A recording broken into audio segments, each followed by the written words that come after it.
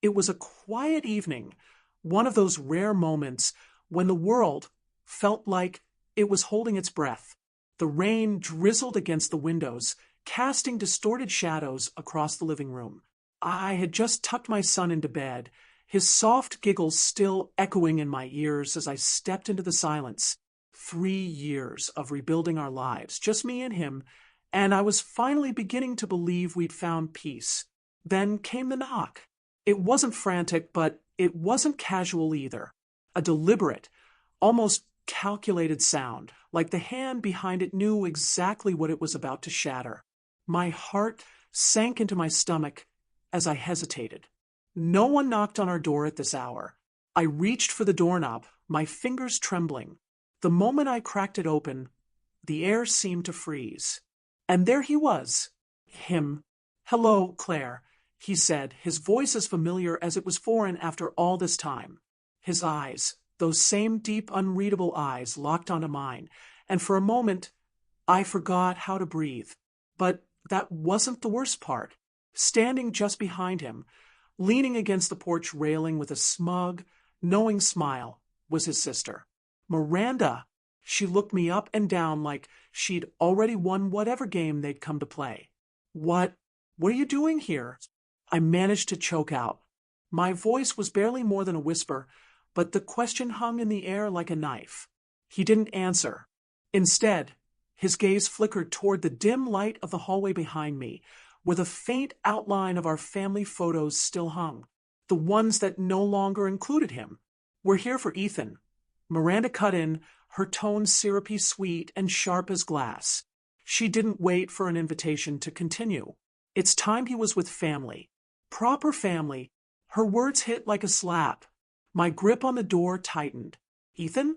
My son? Our son? You're not taking him anywhere." I shot back, my voice steadier now.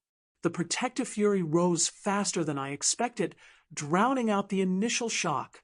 "What makes you think you have any right to walk back into our lives after 3 years?"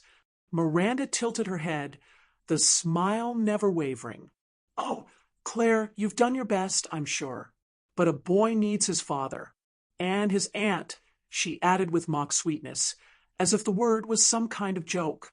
I turned my glare to him. The father. He hadn't said a word yet, but his presence alone was enough to reignite every unanswered question, every sleepless night, every tear I'd shed wondering why he'd left. "You disappeared," I hissed, my voice trembling with rage now. "No calls, no letters. Do you even understand what you put us through?" His jaw tightened, a flicker of guilt, or maybe regret, crossing his face. But before he could answer, Miranda stepped forward, brushing past him like she was the one in charge. "We could stand here all night trading accusations, but the truth is, Claire, you don't have a choice. We've spoken to lawyers. Ethan belongs with us now." The weight of her words crushed the air from my lungs. Lawyers? How could they possibly? But then I saw it, that flicker of hesitation in his eyes. He wasn't entirely convinced of this plan. Was he? Miranda might have been pulling the strings, but he was here, standing on my doorstep, letting her speak for him. "Coward! Get off my property," I said, my voice low and cold. "Now, before I call the police." Miranda laughed, a high, lilting sound that set my teeth on edge. "Oh, Claire, don't be so dramatic. This isn't a fight you can win." And then, with that same infuriatingly smug smile, she turned on her heel and walked back to their car. My husband, ex-husband, lingered for a moment longer. His lips parted, as if he wanted to say something, but then he simply nodded, a hollow, meaningless gesture, and followed her. The door clicked shut behind them, and for a moment, I just stood there, my breath coming in short, shallow bursts. My heart thundered in my chest as I leaned against the door, trying to process what had just happened. And then I heard it, a soft voice from the top of the stairs. "Mom?" Who was at the door? It was Ethan. His sleepy eyes peered down at me, his little hand clutching the banister. My heart ached as I looked at him. So small, so innocent. Just someone who got the wrong house, sweetheart, I said, forcing a smile as I climbed the stairs to scoop him up. But inside, I knew this was just the beginning. The night after their arrival felt endless, like I was trapped in some kind of waking nightmare. My mind wouldn't stop spinning, replaying every word, every glance, every smug smirk from Miranda's face. But it was his silence that haunted me most. He had stood there, watching, letting her speak for him, letting her twist the knife. Why? As the hours ticked by, my thoughts drifted back to the day he disappeared. It was a cold morning in early spring, the kind that tricks you into thinking warmth is just around the corner. Ethan was barely 2 years old, toddling around the living room while I tried to coax him into his shoes. My husband, Jason, had kissed me on the forehead, murmuring something about running errands. It was such a normal moment, so mundane, that I hadn't thought twice about it. But he never came back. The first few hours were confusing, then worrying. By the time night fell, I was frantic, calling hospitals, friends, anyone who might know where he was. Days turned into weeks, then months, and still nothing. No explanation, no goodbye, just silence. The police were no help. Adults leave all the time, they said. It's not a crime to disappear, but it felt like one. It felt like he'd stolen something precious and irreplaceable. Our life together, our family. Ethan had been too young to understand, but I'd had to shoulder the weight of it all. His questions as he grew older, the sleepless nights, the financial strain. I became everything: mother, father, provider, protector. And just when I thought I was finally finding my footing, he comes back with Miranda in tow, demanding to take Ethan like the last 3 years didn't matter, like I hadn't held us together. Through sheer force of will, my grip on the mug of cold coffee tightened as I sat at the kitchen table, staring into the darkness outside. I'd rebuilt my life from the ground up. I'd learned how to navigate a world where every decision was mine alone. And I'd sworn that I'd never let Jason hurt me or Ethan again. But now he was back. And worse, he wasn't alone. Miranda had always been trouble. She was the type who thrived on drama, who loved stirring the pot and watching the fallout. Jason had always made excuses for her, brushing off her manipulative streak as just how she is. I should have known better than to trust her then, and I sure as hell wouldn't trust her now. Still, one thing gnawed at me, tugging at the edges of my anger. Why? Why now, after all this time? What had changed? They hadn't come to catch up or reconnect. They'd come with a purpose, with lawyers and threats. But why Ethan? Why my son? The sound of little feet padding across the floor snapped me out of my thoughts. Ethan stood in the doorway, clutching his favorite stuffed animal, a worn-out fox he refused to part with. His hair stuck up in every direction, and his eyes were wide with sleep. "Mommy, I had a bad dream," he said, his voice small and unsure. I opened my arms, and he shuffled over, climbing into my lap. "It's okay, baby," I whispered, holding him close. "Bad dreams aren't real. They can't hurt you." But as I stroked his hair and felt the steady rhythm of his breathing against me, I couldn't help but wonder, was I lying to him? Because this nightmare knocking on our door felt all too real. For a moment, I let myself sink into the comfort of his warmth, the soft weight of him reminding me why I had to stay strong. Ethan was my world, my everything.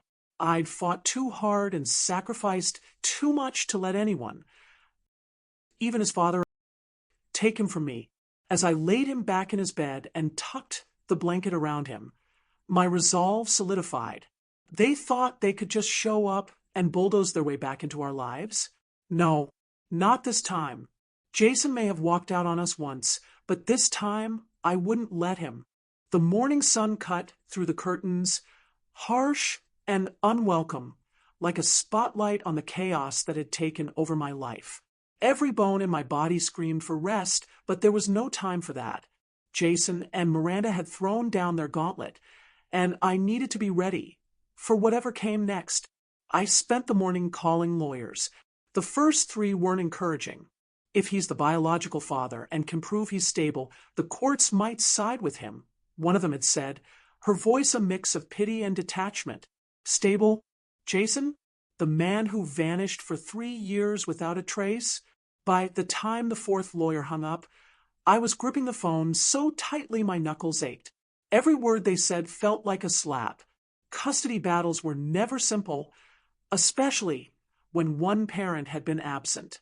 But what stuck with me most was one particular phrase. You'll need evidence. Evidence of what? That I'd raised Ethan on my own? That Jason wasn't fit to be a father? That Miranda, with her scheming, manipulative ways, had no business being within 50 feet of my son? I didn't have answers, but I knew one thing. I wasn't going down without a fight. By noon, they were back. I saw the car first, its sleek black body glinting in the sun as it pulled into the driveway. My stomach twisted into a knot as Jason stepped out, followed closely by Miranda. She was dressed impeccably, as always, her heels clicking against the pavement like some kind of countdown. Jason trailed behind her, looking less certain than the day before. Good.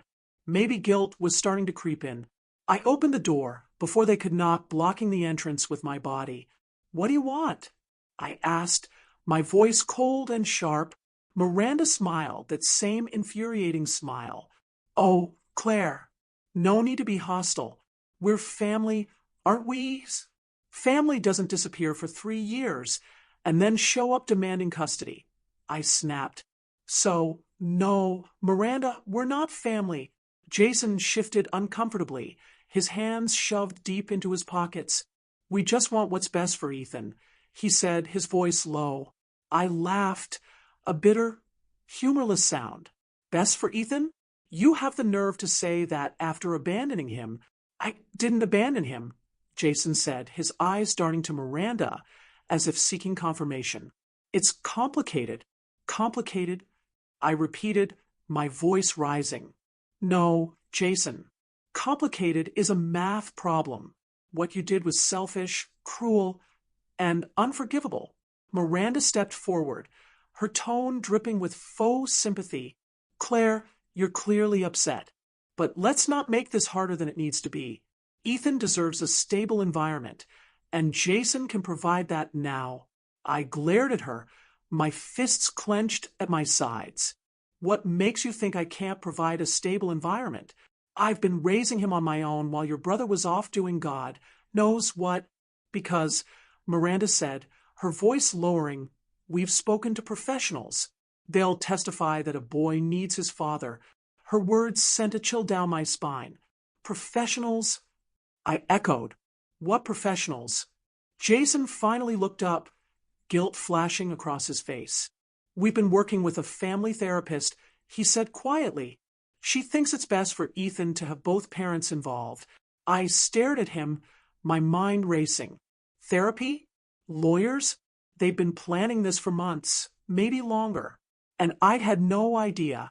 You're unbelievable, I said, my voice trembling with anger. You leave for years, and now you think you can just waltz back in here and play the hero? You don't know Ethan. You don't know what he likes, what he's afraid of, what makes him laugh. You don't know anything about him because you chose to leave. Jason flinched, but Miranda stepped closer, her voice turning icy. Careful, Claire. You don't want to say anything that could be used against you. Her threat hung in the air like a storm cloud.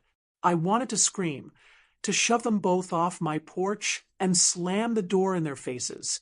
But I knew better. They wanted a reaction, something they could twist and use to paint me as unstable.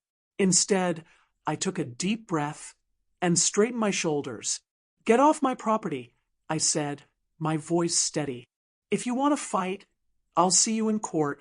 Miranda's smile faltered for just a second before she turned on her heel.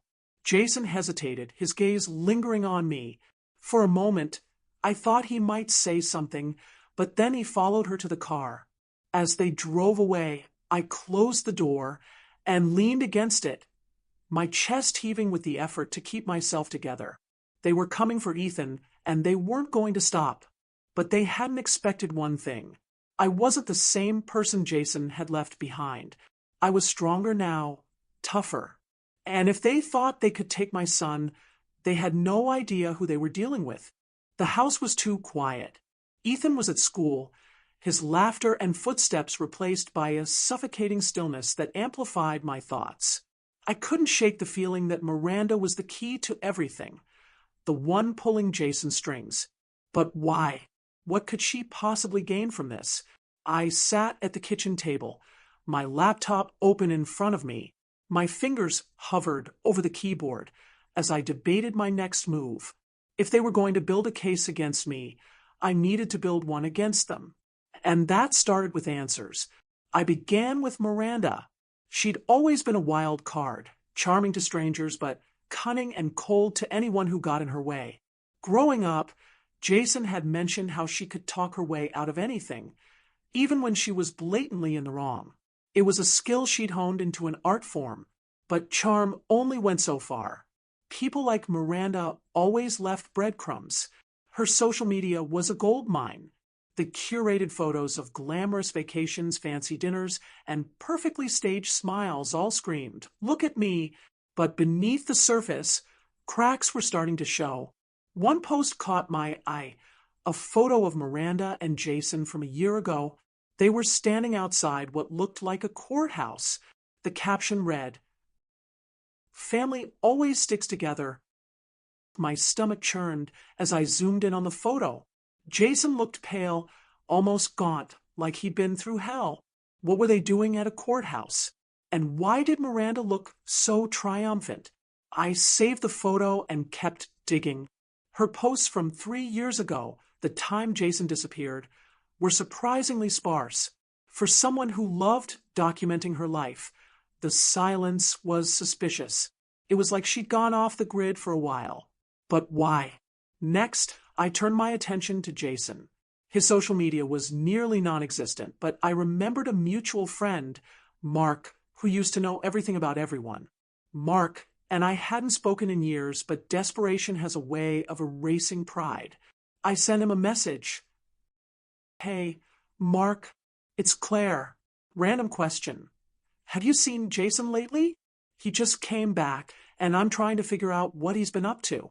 Hope you're well." Minutes later, my phone buzzed. Mark had replied. "Jason? Yeah, I saw him a while back. Looked rough. He and Miranda came by asking for money. Thought you two split." My heart skipped a beat. Asking for money? Why would they need money? Jason had always been responsible with finances. At least he had been before he disappeared. Something didn't add up. I called Mark, skipping the pleasantries. "What do you mean they needed money?" I asked, trying to keep the urgency out of my voice. Mark sighed. It was weird. They showed up out of nowhere, said they were in a tight spot. Miranda did most of the talking, of course. Jason barely said a word. I figured they were in some kind of trouble, but I didn't ask. Honestly, they looked desperate. Desperate for what? I pressed. No idea. They left pretty quick when I said I couldn't help. But Claire, he hesitated. Jason didn't look like himself. It was like he was, I don't know, scared of something. A chill ran down my spine. Scared? Jason? He'd always been calm under pressure, the steady one in our relationship. For him to look scared meant something was seriously wrong. I hung up and stared at my phone, my mind racing. Jason wasn't just back in town for Ethan. He and Miranda were hiding something big enough to make them desperate.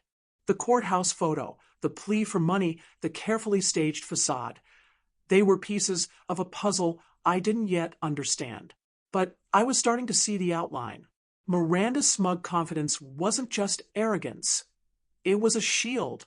She was covering for something, and Jason was either complicit or too afraid to resist. I needed more.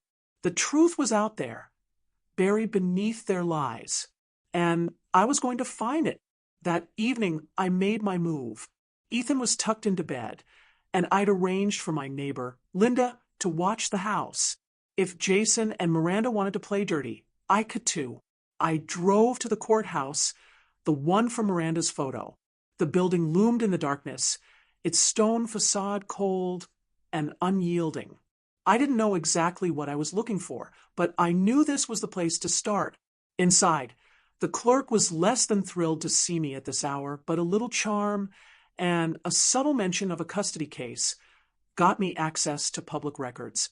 My heart pounded as I sifted through files, searching for anything with Jason's or Miranda's name. And then I found it, a court case from 2 years ago. Jason as the defendant. The charges? Fraud and embezzlement.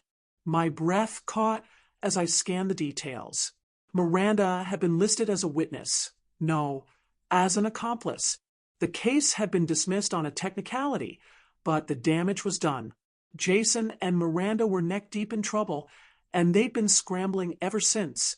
The name stared back at me from the court documents like a flashing red warning sign. Eleanor Graves, I didn't recognize it, but the context surrounding it sent chills down my spine. Eleanor wasn't just a name. She was listed as a financial partner and key witness during Jason and Miranda's fraud case. If this was true, then their lives, and potentially mine, were more entangled with danger than I'd realized. I jotted down Eleanor's name and address, which was buried deep in the file. It wasn't far from town. The temptation to go there immediately was overwhelming, but caution held me back. This wasn't just about satisfying my curiosity. If I made the wrong move, I could be walking straight into their trap. Or worse. The next morning, as I dropped Ethan off at school, my mind was miles away. He tugged at my sleeve, pulling me back to the present. "Mom, are you okay?" he asked, his eyes filled with concern. I forced a smile and ruffled his hair. "Of course, sweetheart. Just a little tired." He nodded, but his gaze lingered like he didn't quite believe me. It broke my heart to see him worry, but it also steeled my resolve.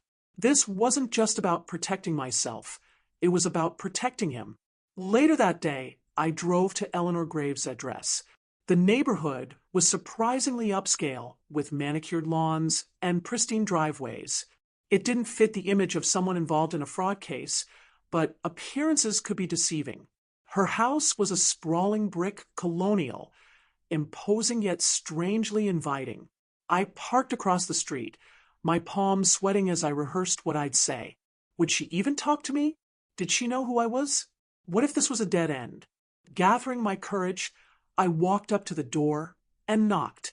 The seconds stretched into eternity before the door creaked open, revealing a woman who looked to be in her late 50s. Her sharp green eyes scanned me with curiosity and a hint of suspicion. "Can I help you?" she asked, her voice calm but guarded. I hesitated, then plunged ahead. "I'm Claire, Jason's ex-wife. I think you know him, and Miranda." Her expression didn't change, but I caught a flicker of recognition in her eyes. She didn't deny it. "I don't know what you're talking about," she said, starting to close the door. "Please," I said quickly, stepping forward. "I'm not here to cause trouble. I need to understand. They've come back into my life, and I have a son to protect. If you know anything at all, I'm begging you to tell me." For a moment, I thought she'd slam the door in my face. But then she sighed and opened it wider, motioning for me to come inside. Eleanor led me to a cozy sitting room, where sunlight filtered through lace curtains. She sat across from me, her posture stiff, her gaze unrelenting. "I don't know what you think I can tell you," she said, crossing her arms. "But if you've gotten this far, you must know Jason and Miranda aren't exactly saints." "That much is clear," I said, unable to hide the bitterness in my voice. "But why now? Why are they suddenly so desperate?" Eleanor leaned back, her eyes narrowing. "Desperation makes people dangerous, Claire. And Miranda? She's the most dangerous of them all." A chill ran through me. "What do you mean?" She's always been the mastermind, Eleanor said. Jason's just her puppet. He has been for years. She uses him to get what she wants. And when things go south, she's quick to let him take the fall. Like the fraud case? I asked. Eleanor nodded. She was the one who orchestrated the whole thing. Jason got caught up in it because he trusted her. He always has. But when the heat was on, she made sure her hands looked clean enough to keep her out of prison. Jason wasn't so lucky. So, why is she after my son? The words felt heavy as they left my mouth. What could Ethan possibly have to do with any of this? Eleanor hesitated, her lips pressing into a thin line. It's not Ethan she's after. It's you, me. I echoed, my stomach dropping. She needs leverage, Eleanor explained. Something to hold over Jason, to keep him in line.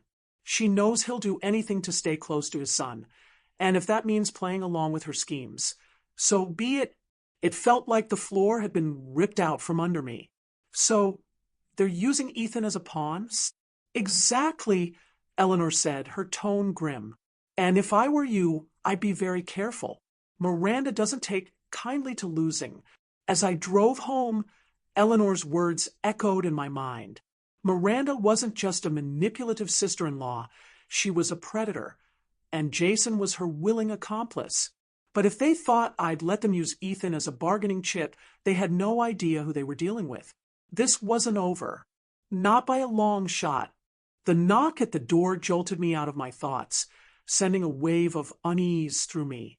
For a split second, I considered ignoring it, but something told me this wasn't the kind of knock you could brush off.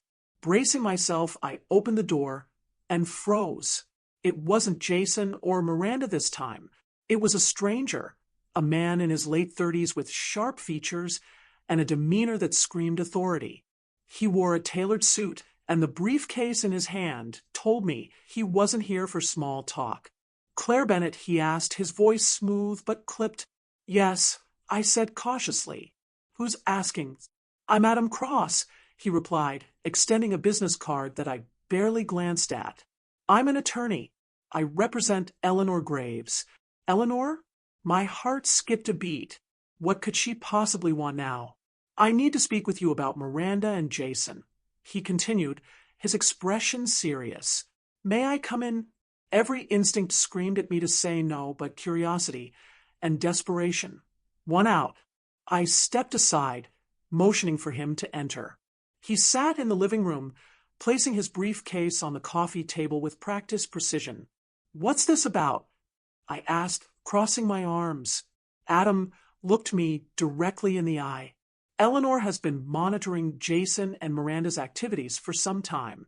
She suspected they might resurface and involve you. She wasn't wrong. She said Miranda is using Jason, I said, trying to piece together the puzzle.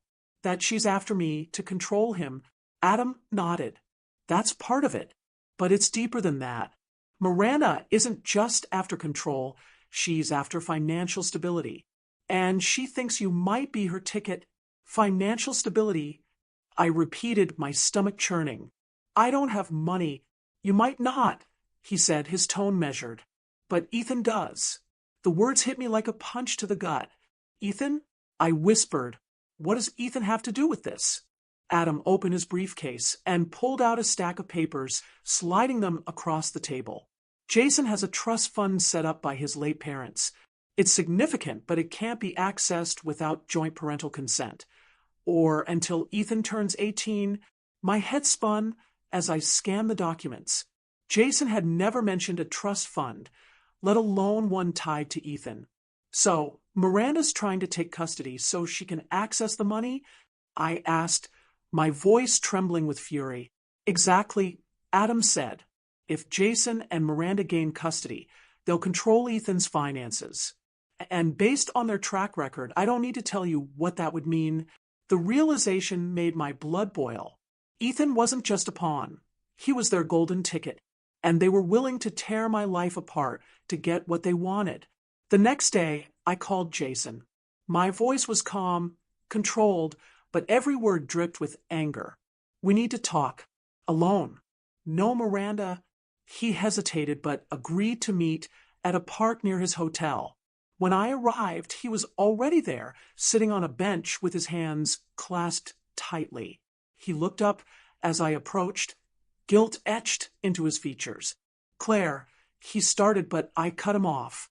"Don't," I snapped. "I know about the trust fund. I know what you and Miranda are trying to do." His face paled. "It's not what you think." "Stop lying," I hissed, stepping closer. "You let her manipulate you into coming after my son. You let her turn him into a bargaining chip for your greed."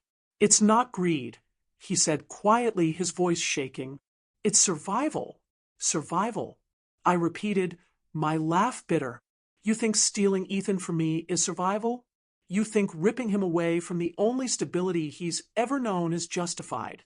Jason's shoulders slumped, his eyes dropping to the ground. "You don't understand," he murmured. "Miranda, she doesn't give up. If I don't go along with her, she'll destroy me.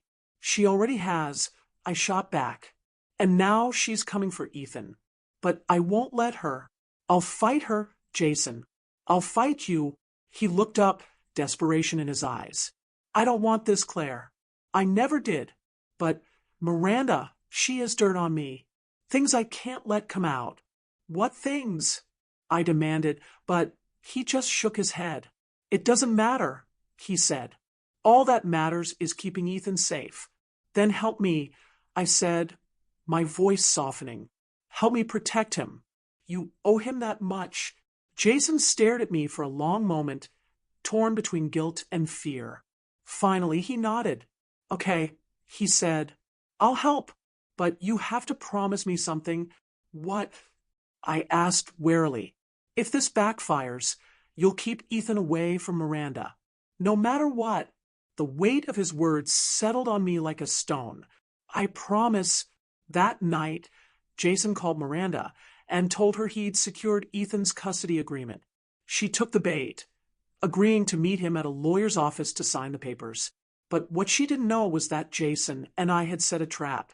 As Miranda walked into the room, smug and confident, I stepped out from behind a partition, holding copies of the fraud case documents. Her eyes widened in shock, but I didn't give her a chance to speak. "It's over," I said coldly. "We have everything. Your past crimes, your motives, and your attempts to manipulate custody. You'll never touch Ethan." Her mask of confidence faltered, but only for a moment. "You think this will stop me?" she sneered. "I'll bury you in court." "Maybe," I said, stepping closer. "But by the time I'm done, everyone will know exactly who you are. Jason will testify. Eleanor's lawyer will testify.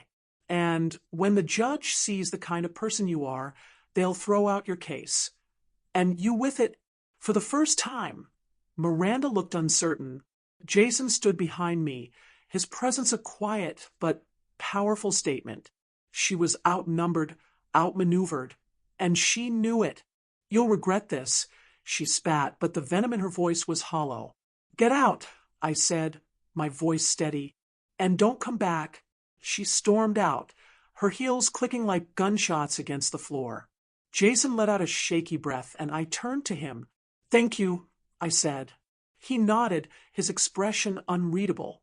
The house was quiet again, but this time it felt different, like the calm after a storm. The air still buzzed with the tension of what had happened, but for the first time in days, I felt like I could breathe. Miranda was gone, and Jason. Well, Jason had finally done something right. But as much as I wanted to believe it was over, a nagging voice in the back of my mind kept whispering that it wasn't. Ethan came bounding into the living room, his laughter filling the space like sunlight breaking through clouds. He clutched his favorite stuffed fox, the one he refused to sleep without, and climbed onto the couch beside me. "Mom, can we watch a movie tonight?" he asked, his wide eyes hopeful. "Of course," I said, pulling him close. "You get to pick." It was such a small thing, an ordinary moment in an extraordinary week, but it grounded me. No matter what Miranda or Jason or anyone else tried, this was what mattered. Ethan. His smile, his safety, his happiness. They couldn't take that from me. Later that evening, after Ethan had fallen asleep, Jason came by. He stood awkwardly in the doorway, holding a manila envelope. "What's this?" I asked, gesturing for him to come in. "My statement," he said, setting the envelope on the kitchen table. "Everything about Miranda, the fraud case, the custody plans. It's all in there. If she tries anything, you'll have what you need to stop her." I stared at the envelope, my emotions a tangled mess. Gratitude, resentment, relief, they all fought for dominance. "Why now?" I asked quietly. "Why are you finally standing up to her?" Jason sighed, running a hand through his hair. "Because I can't keep running from my mistakes, and because Ethan deserves better." His words were sincere, but they didn't erase the years of pain he'd caused. Still, it was a start. "Thank you," I said, my voice soft but firm, "for doing the right thing." He nodded, and for a moment we just stood there, two people bound by a past that neither of us could fully escape. The next day, I met with Adam Cross to finalize the custody arrangements. With Jason's statement and Eleanor's support, my case was stronger than ever. But even as Adam assured me that Miranda's claims were as good as dead, I couldn't shake the feeling that this wasn't the last I'd hear from her. "Do you think she'll try something else?" I asked, voicing my fears. Adam leaned back in his chair, his expression thoughtful. "Miranda strikes me as someone who doesn't take defeat lightly. But now that we have evidence against her, she'll think twice before making another move. And if she does, we'll be ready."